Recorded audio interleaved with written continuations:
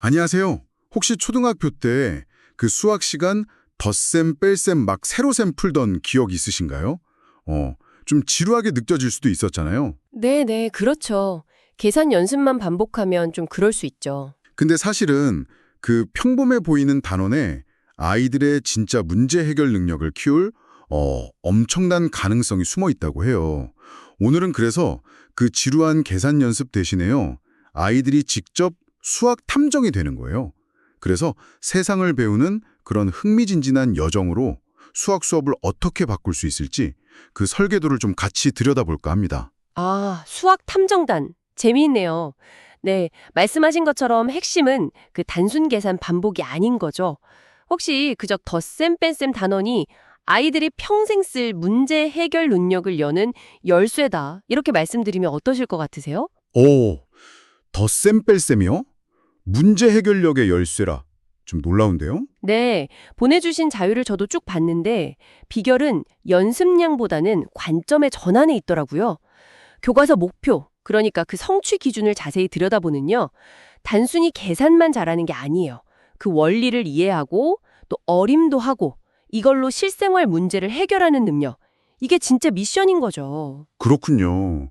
아, 그냥 계산만 하는 게 아니었네요.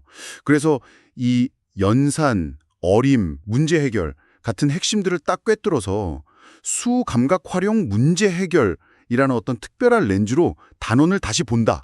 이런 말씀이시군요. 네, 맞습니다. 바로 그겁니다. 그러면 밋밋하게 덧셈과 뺄셈 이론은 대신에 수학 탐정, 우리 동네 문제를 해결하라. 뭐 이런 식으로 제목을 붙여서 아이들을 초대하면 와, 훨씬 두근거리겠는데요. 이게 아이들 학습 여정의 나침반이 되어주는 겁니다. 그리고 중요한 건 모든 활동이 그냥 재미로 끝나는 게 아니라 뚜렷한 개념적 목적을 갖는다는 점이에요. 개념적 목적이요? 네.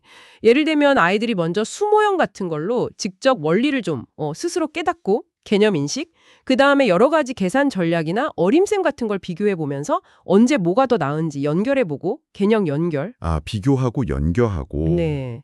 그리고 이걸 실제 뭐 장보기 같은 실생활 상황에 적용해 본 뒤에 개념 전이 마지막으로 탐정일지 같은 걸 쓰면서 자기가 어떻게 해결했는지 돌아보게 하는 거죠. 이런 내단계의 흐름으로 생각의 깊이를 더해가는 겁니다. 와, 수학 탐정단의 여정. 이거 진짜 흥미로운데요. 그럼 처음에는 연필로 막 푸는 게 아니라 수모형 같은 걸로 받아올림, 받아내림 원리를 직접 발견하는 거군요. 이게 탐정의 기본기 같은 건가요? 네, 그렇죠. 눈으로 보고 손으로 만지면서 원리를 체득하는 거죠. 그 다음엔 이제 세로셈, 어림셈 뭐 여러 가지 계산 전략들, 이걸 탐정의 무기라고 볼 수 있겠죠. 이걸 배우면서 언제 어떤 전략이 효과적인지 막 토론도 하고요. 토론까지. 네, 특히 이 과정에서 어림하기가 생각보다 훨씬 유용하다는 걸 아이들이 깨닫게 돼요. 이게 되게 중요한 발견이거든요. 아, 어림하기가요. 보통 정확한 계산만 중요하다고 생각하는데 신선하네요. 그렇죠. 네, 실생활에선 어림이 정말 중요하잖아요. 그래서 하이라이트는 역시 실제 사건 해결, 그러니까 실생활 문제에 이걸 적용해 보는 겁니다. 가령 뭐 10,000원 예산으로 우리 반 파티 과자 사오기. 단 예산 절대 초과하면 안 돼. 뭐 이런 미션을 주는 거죠. 재밌겠네요. 막 긴장감도 있고. 네.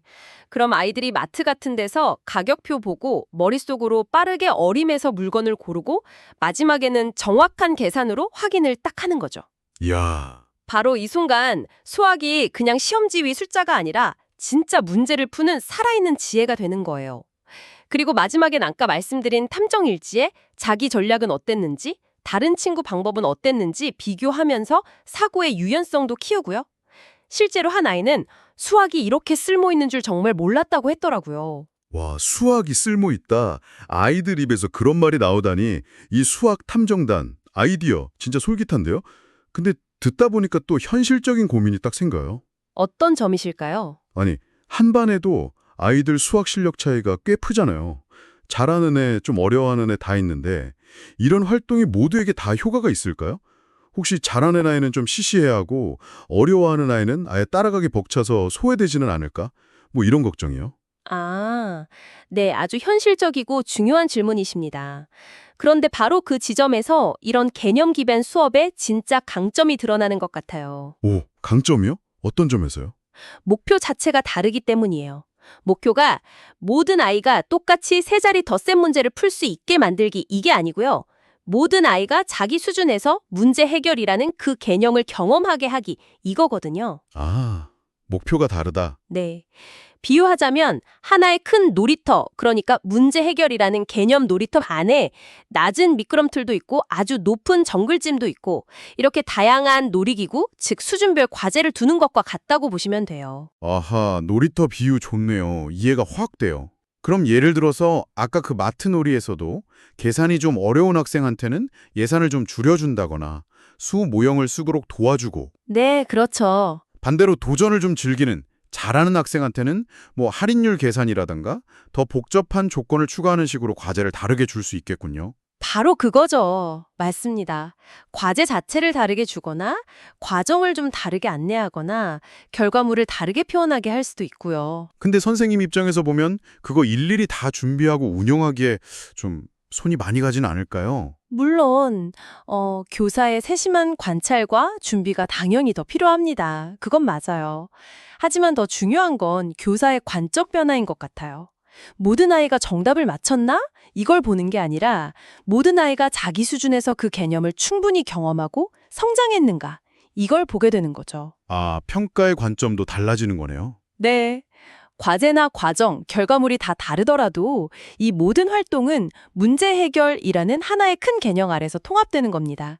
이게 바로 한 명의 아이도 소외시키지 않는 진짜 학생 중심 수업에 더 가까워지는 길이 아닐까 싶습니다. 와, 오늘 이야기를 쭉 들어보니까요. 정말 평범하게 느껴졌던 덧셈과 뺄셈 단원도 이걸 어떻게 접근하고 설계하느냐에 따라서 아이들의 수학적인 쉼, 그리고 문제 해결의 지혜를 키우는 굉장히 흥미로운 탐험이 될 수 있겠구나 싶어요. 네, 맞습니다. 핵심은 결국 그 계산 기술 너머에 있는 개념에 집중하고 이걸 아이들의 실제 삶과 연결된 매력적인 탐구 여정으로 만들어주는 것이었네요. 문제들을 이해하고 해결하는 데에도 되게 중요한 힌트를 준다고 생각해요. 아, 그렇겠네요. 네, 겉으로 보이는 현상 너머에 숨겨진 어떤 본질적인 개념이나 원리 이런 걸 파악하려는 노력이 중요하다는 거죠.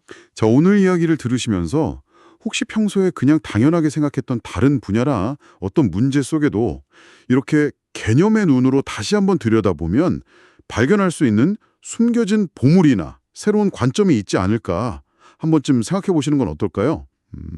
아마 예상치 못했던 꽤 흥미로운 발견을 하실지도 모르겠습니다.